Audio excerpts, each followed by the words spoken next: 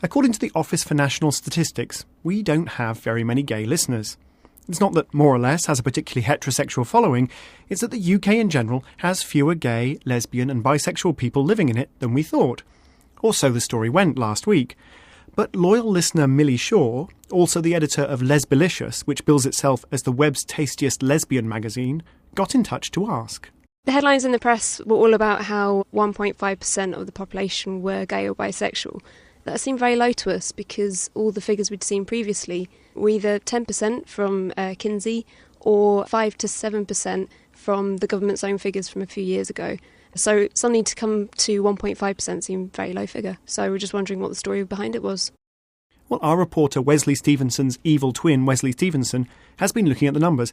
Wes, how did the ONS come up with this figure? Well, what they do is they contact households across Britain and ask them to take part in the survey, where they ask them all kinds of questions and not just about sexuality.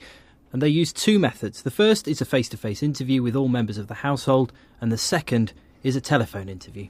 Isn't it a bit problematic to ask a woman whether she's a lesbian in front of her dad or her husband or her housemates? Well, yes. One article in The Observer suggested that kind of randomly turning up on the doorstep and asking questions might not necessarily get a good response. But this isn't really how it works. People are contacted in advance and they're asked to take part, and then they have to agree, and then an interviewer makes an appointment to visit their house. Now, as you imply, asking a question in front of other people you live with might not elicit an honest answer, so the Office for National Statistics have devised a method for keeping the answer anonymous. Stephen Hicks from the ONS explains how it works. We present to them 4 options. Firstly, heterosexual straight, gay lesbian, bisexual or other, on a show card, and then we ask the question, which of these options best describes how you think of yourself? We use a concealed show card system, which basically means that the card that we show them has a number against each of those options that I mentioned. We ask people then to tell the interviewer which number, rather than actually saying which option out loud in front of other household members. We do the similar method on the phone as well. So did this method work? Well, the ONS say that devising this method had brought down the number of refusals to answer and the don't knows. People did seem to be quite frank as well. For instance, nearly 20% of those who said they were gay, lesbian or bisexual were actually married to and still living with a partner of the opposite sex. Stephen Hicks from the ONS thinks they got a pretty good estimate.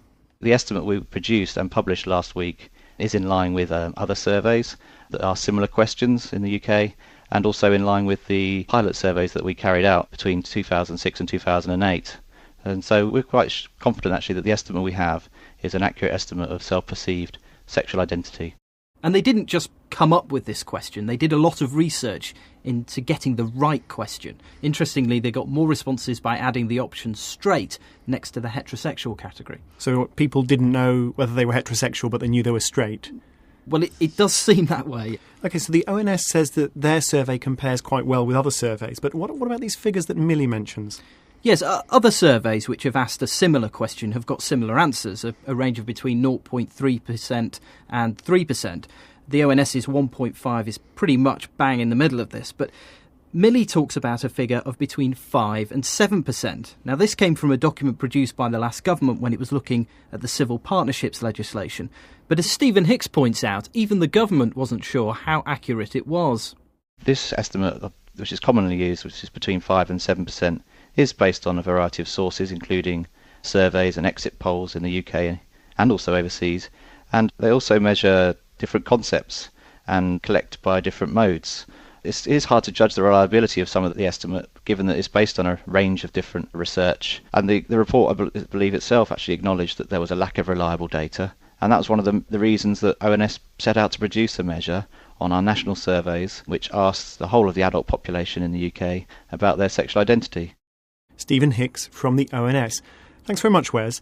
The other figure that Millie mentioned was that of 10%, which comes from work by Alfred Kinsey. Julia Erickson's a professor of sociology at Temple University in Philadelphia, and she studied Kinsey's work. But first I asked her why she thought the ONS figure was lower than other estimates. If you're really trying to examine sexual behaviour / identity / desire, you have to ask about all 3 things. And so in the big survey that was done in the United States, they asked 3 sets of questions. One was a set of questions about desire. Who turns you on? What kind of people do you imagine having sex with? Who would you like to have sex with? What gender those people are? And then there is a second set of questions in a totally different part of the survey that asks, in the last 5 years, how many times have you had sex? How many of your partners were male? And how many of your partners were female? And then there's a third set of questions somewhere else. It's about what do you call yourself, which is the identity question that this Office of National Statistics asked. But those three things are not coterminous. And so there are men who've had sex with men who don't think of themselves as gay or homosexual. And there are women who desire other women and have never done anything about it and don't call themselves lesbians. So if you really want to get a good grasp at same-gender behaviour, then you really have to ask all those questions, and they didn't do that. So it's not surprising that they got a low figure, because when you ask that one question, that figure's much lower than you get when you ask all of them. A lot of people have a number in their head of 10% of the population being gay, lesbian or bisexual. And this, I understand, comes from Alfred Kinsey's work. Could you just tell us who Kinsey was, and then let's discuss, how he actually came up with this number? Kinsey was a biologist at Indiana University who was originally collected gall wasps. And he was interested in variety, which was very common for the kind of scientist he was in his day. So he didn't believe in survey sampling. Survey sampling was only really coming out in the 1930s when Kinsey started collecting his data.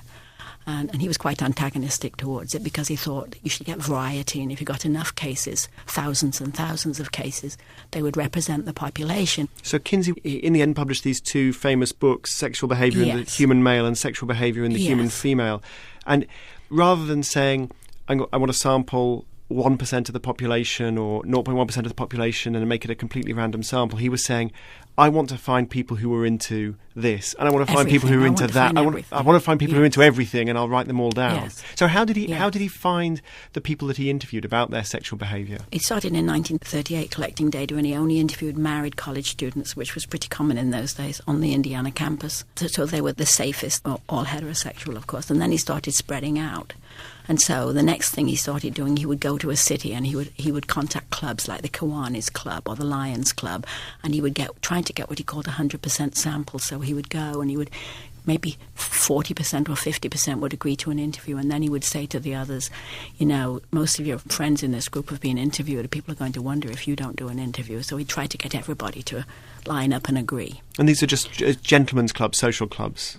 Yeah, women's groups or all kinds of groups. He went to other universities. And he realised he didn't have enough working class people. He couldn't get into working class communities, so he went into the jails. He believed, I think it's not uncommon in his day, that most working class men spent some time in prison. Many of them had had same-sex sexual experience. Many of them were vagrants, because this is the Depression. Often meant at times these men would get picked up because they didn't have a place to sleep at night. And many of them had had sexual experiences with other men because they were living on the road. Then he started trying gay clubs, and he got some gay contacts. His co-author, Paul Gebhard, told me of being taken by Kinsey to the train station lavatory in New York City in the Penn Station. And they stood outside and they watched men go in. And Kinsey said, have you noticed some of them aren't coming out? Gebhard didn't have a clue what was going on, and then Kinsey explained to him that lavatories in America, certain lavatories, were really pick-up spots for homosexuals. So he used to go into those lavatories and get men to agree to interviews. And this famous figure that 10% of the population is gay or lesbian or bisexual, that's often attributed to Kinsey, well, we know his methods were not really appropriate for coming up with that figure, but did he actually ever use that figure? Well, he had a variety of figures. First of all, he had a 40% figure, which was 40% of men have had some sexual contact with other men. Most of them had had it before age 16. He had another set of figures, which was, has this person during their life been mostly engaged in homosexual behaviour or mostly having homosexual fantasies, because he conflated fantasies and behaviour. And he came up with two figures. One was that 13% of men and 7% of women were mostly homosexual. So then that figure just got... Kinsey never averaged it, but activists in the gay rights movement averaged the figure because it was a really good figure. It suggests that everybody has somebody in their family who's homosexual. Professor Julia Eriksson of Temple University.